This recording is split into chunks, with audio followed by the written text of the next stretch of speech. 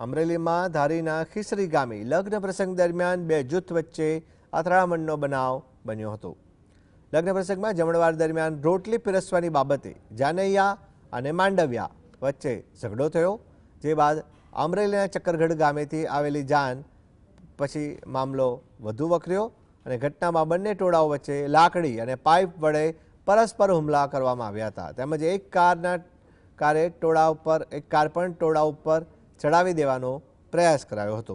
આ મારામારીમાં બંને પક્ષના મળી અંદાજે 15 જેટલા લોકોને ઈજા પહોંચી હતી, જેમાંથી 2 ઈજાગ્રસ્તોની તબિયત વધુ બગડતા તેમને અમરેલી રિફર કરાયા હતા। ઘટનાની જાણ થતાં ધારી પોલીસે ઘટના સ્થળે પહોંચી સઘન તપાસ હાથ ધરી બંને પક્ષોની ફરિયાદ લેવાની તજવીજ હાથ ધરાઈ હતી।